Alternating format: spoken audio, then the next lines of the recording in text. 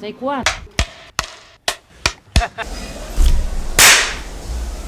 That was the most amazing clap, for the way. That timing of that was absolutely brilliant. I really enjoyed it. It's also like the whole thing where you clap and the lights go out wrong. Ken French is the world-class clapper. 721 claps a minute. With the clapper, I only need 2 claps. Clap on, clap off. Anyway, people, this is Cathy from Disability Arts Online, freelancer now, but still, she comes back every now and then, and she actually fought for my benefits. You know, if it weren't for her, I'd be broke and having to work even harder and struggle and all that. So yeah, good to have someone like her. You know. Love Deen. Yeah. Yep. So yeah, what work did you do with Dow? So I used to work with Dow I worked with him for 3 years. So maybe 2 years before you joined, probably. Yeah. So I worked, I can't remember this now, I worked in administration, and then I moved on to doing operations for the company. And I guess the thing about Dow is you sort of get stuck in with lots of different bits, so I probably did a variety of things, but those were my legitimate roles within Dow for a little bit. And now I am working freelance with Dow as a access to work specialist. And I don't know how much I'm allowed to say about this, so I won't say loads about it. But we're working towards making a better place for disabled artists to be able to apply for access to work, and we're helping and supporting that process to happen. Yeah, that's what I'll say. What work are you doing with your dance company? This is brilliant. Do it again. Your dance company. I'm picturing you, like, I saw you dancing and all that to Call on Me. Oh God, yeah. We won't talk about that on camera, Deen.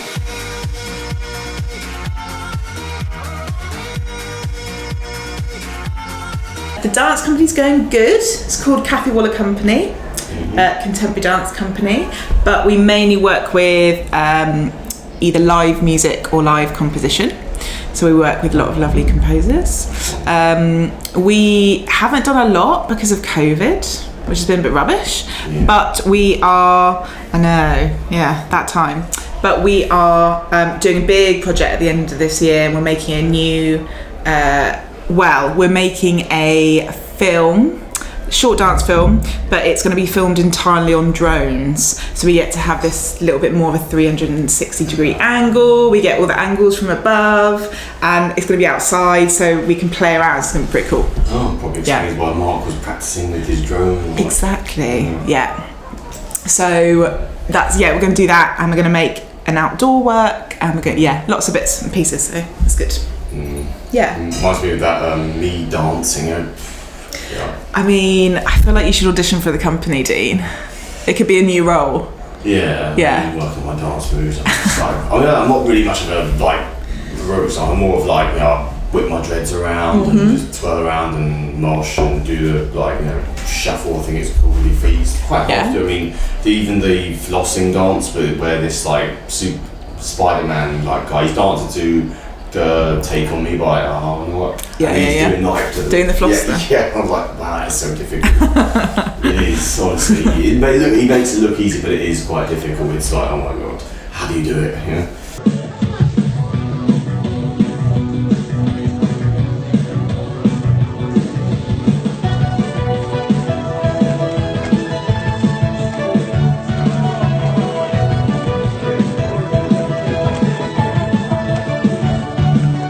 I feel like we should have a dance session at some point. And learn how to do the floss. Yeah, how did you become the assertive superhero we see today? What a question, Deen. What's the secret? I want to know. What's the secret? Because it helped me, you know? It's a good question. I feel like I'm not always like that. I feel, for me, it's easier to do that for other people. Yeah. Because I don't know, advocating for other people, I find easier to do and be assertive. I think it's taken me a long time to learn how to be assertive. As a woman as well, as a disabled person, I think it's hard, right? To be assertive in certain situations. But I think that because helping you with your benefit stuff, I think that it comes with experience of being on benefits and understanding how that system works. And now that I'm sort of out of that situation because my life has changed, I feel like because I've learnt that, I can take what I've learnt to support other people, because it is so awful and dehumanising and complex on purpose. So I feel like it's a little burning bit inside me that I'm so angry with the system. So, help other people. They become so condescending. Like they'll say, "Oh, you can't do this," but don't give you a reason, but yet laugh and smile in your face. And that's when I would that's why I tend to not to ask for things and try and argue with people, because they just, do you know what I mean? To me, it's condescending and And because with you, I mean, you're one of those people who don't take no for an answer, and sometimes I'm like, oh, I should have your confidence, you know what I mean? Because I can't usually deal with stuff without sort of getting losing my temper and all that, you know what I mean? But that, I think, it's really hard when it's yourself. I had a lot of support. I had 5 me's when I was going through it, and they really helped me. And I think it's hard on yourself because it attacks you more because it's personal. So I think, but I'm sure all your experience, you'll be able to give advice to other people now. So it's good. Pretty much, yeah. Exactly. What does it feel like to work with me? It's awful. It's terrible. No, it's so good. I'm so happy you joined the team. I think it's great. I'm happy as well. I mean, probably the best job I've had thus far. You know what I mean? It's not too hands-on, and no one says, hurry up, do this. Like with the leafleting job, oh my god, just come on, hurry up, you're going too fast, too slow, too fast. Make your mind up, man. Almost falling down steps trying to rush, and almost getting my hand bitten off by dogs, Yeah. I mean, I feel like this job is safer. Yeah. I mean, you put in the leaflet in. Okay, he ate it. Not my problem. No. Move on to the next house. No dogs that bite in Dow. Yeah. Do you feel like you can be as creative as you want working for Dow? Do you feel like... Yeah, I mean, basically, it's kind of helped me get back in touch with my creative side, because growing up, everyone was like, oh, it's not real, come on, get a real job, do this, you know what I mean? And it kind of put me off, and I thought, and it kind of gaslighted me into thinking maybe they're right, maybe I should just not prioritise this, put it aside and just get my life together and get a real job. And then until people told me that it's actually you can be creative because you can open up doors and all that, and to get back into it, and if someone makes you feel bad for being excited about it, they're scum and Romans or something like that. I think a friend of mine said that to me, and you know what I mean, it kind of brought, I mean I'm slowly getting back into it as I'm doing now. I'm doing little bits, and then with the videos I get to be creative in my mind. It's all...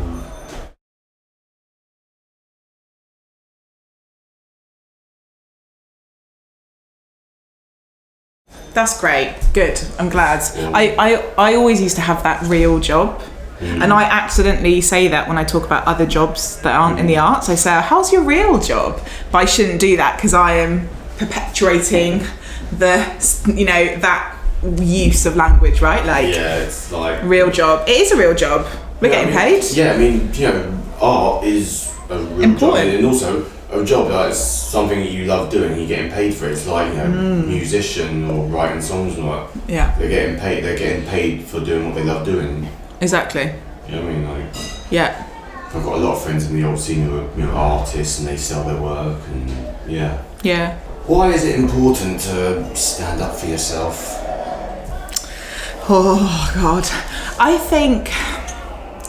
mean, it is important, because if you don't stand up for yourself, you're going to get taken advantage of, people are going to walk all over you, and you're not going to enjoy yourself, because, obviously people have to make compromises, but Yeah. I'm not always good at standing up for myself. Sometimes it takes me a little while. Sometimes I have to talk to my friends, little Larry Jenkins behind the camera, and I have to ask them for advice and stuff, and then maybe later down the line stand up for myself more. But maybe as you get older, I don't know if you found this. Like now I'm older, I feel a bit more like I can do that. Because I was in like a narcissistic friendship once, and because I found it hard to stand up for myself, and I didn't know I didn't realise I was being taken advantage of at first, and I thought it was kind of like I wouldn't say Stockholm syndrome, but it was sort of like on the edge of that. Like I was like, okay, maybe he's.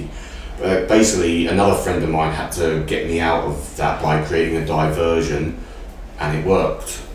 Good. So I cherish him for that. He helped me get out of it because he was telling me because he could see it, but I couldn't see it at first, and then he helped me get that confidence back. So. Great. I mean, that's the thing. It's hard when it's yourself to do those things. My favourite one. Oh, favourite question. I know what this is going to be. Is your fiance Mark secretly related to Chester Bennington? Now, the answer is who knows? I mean, I never put two and two together until you brought this up months ago, and I think it's hilarious because he does look like him, and he does like the music. Clone, twin, yeah. Yeah, maybe. Maybe we need to do a little DNA test, properly find out about it. Yeah. All I say is, who knows?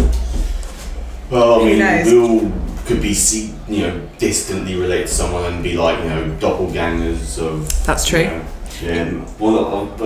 Basically, he's not here, but I was gonna try and get him to sing the, I become so numb. I've become so numb, I can't feel you there. Become so tired, so much more aware. If he sounds like. Oh my god, he would have loved and hated that at the same time, Dean. But I'm sad he's not here because that would have been funny. Oh, he'll be here later. He'll be here later, yeah. Yeah. Do you miss us? I do miss you. But I'm sort of back now, right? Like, I don't get to talk to you in team meetings, which is sad, but I might just pop in one day to say hi. But I'm mostly working with Prashant, who's the new administrator. I know Prashant. Who you know, Prashant. So I might maybe just have to pop into a meeting to say hi. You're a bit freelance. Yeah. So lots of freelance stuff, lots of different factory agent and all that. Yeah. I mean, in a way, I kind of look at myself as like semi-freelancing. So I like to do other creative stuff as well. And hopefully, one day I'll be able to do a lot of freelance work and art and So, and if you need any advice, you know where to come to. Yeah, I mean, I look at myself as like, a free spirit, Yeah, I feel like that fits with your personality, being freelance. Your dance company is making a show about invisibility. Why is that something you care about?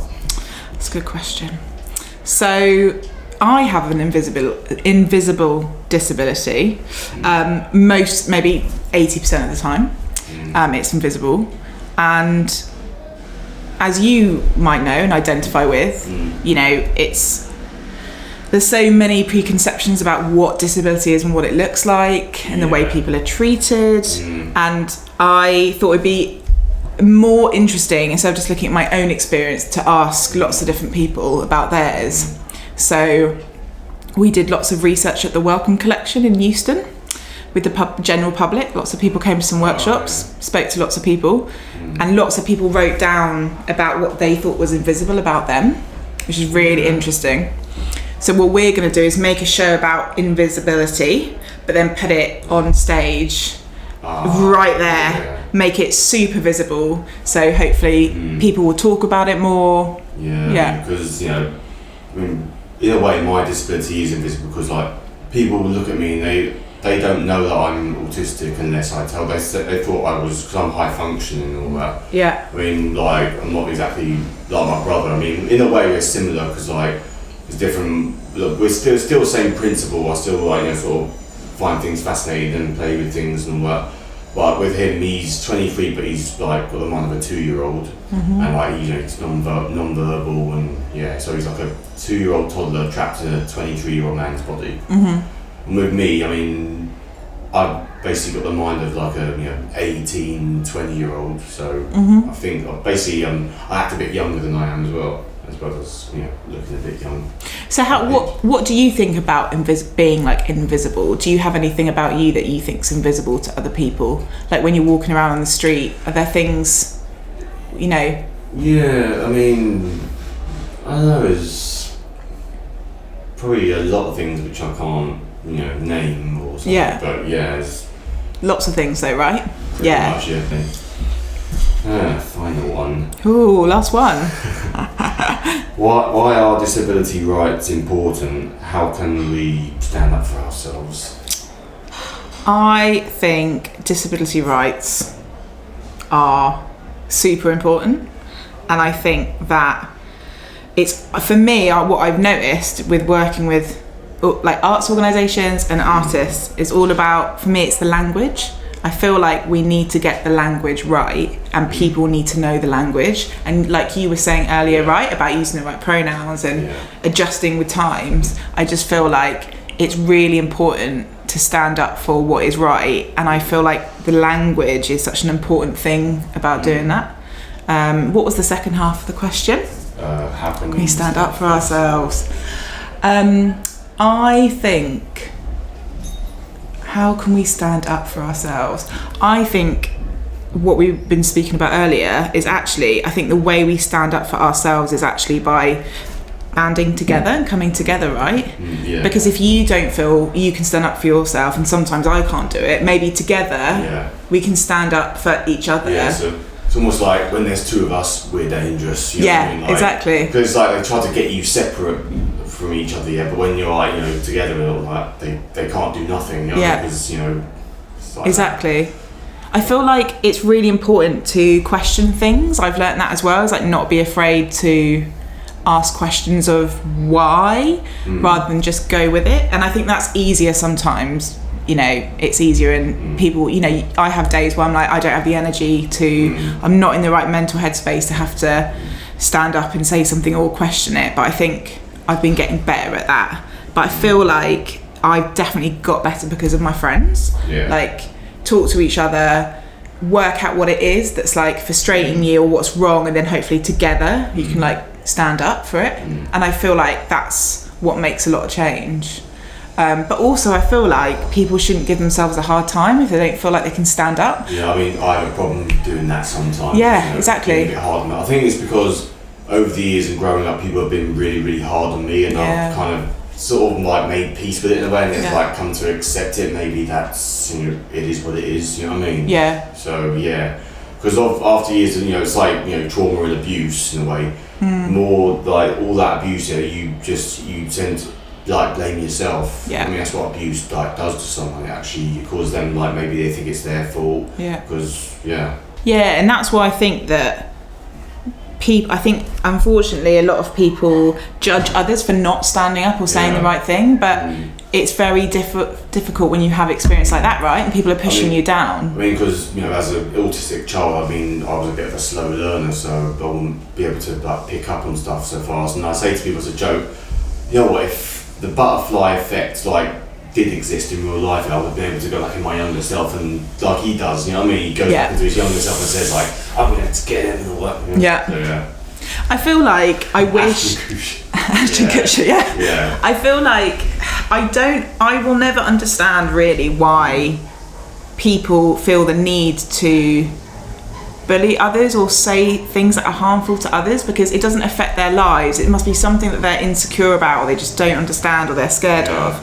But it's so sad it's like that. But I just feel like everyone needs to chill out, be kind to each other, and like it has such a lasting impact. Like I just feel people need to be warmer with each other. Actually, it kind of reminded me of this saying from Bill and Ted. Abraham Lincoln. He's like, be excellent to each other and party on.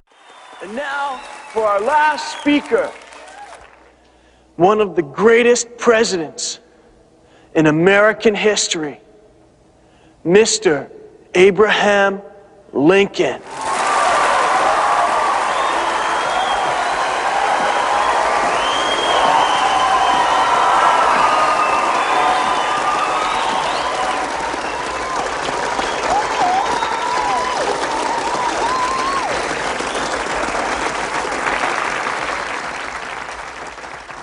your score, and 7 minutes ago, we, your forefathers, were brought forth upon a most excellent adventure, conceived by our new friends, Bill and Ted.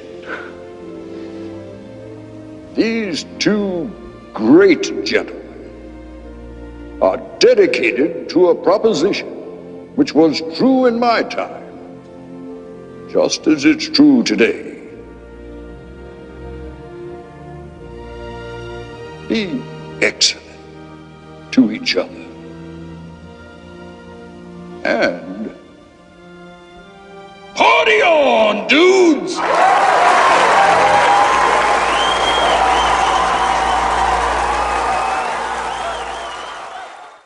I mean, if we all lived by that, I feel like that'd be way better. That would, yeah. Yeah. So yeah. Party on. Is that all of the questions? Yeah. We've done it. Can I ask you one question? Yeah, go ahead. How are you getting on at Dow? How long has it been now? Has it been a year?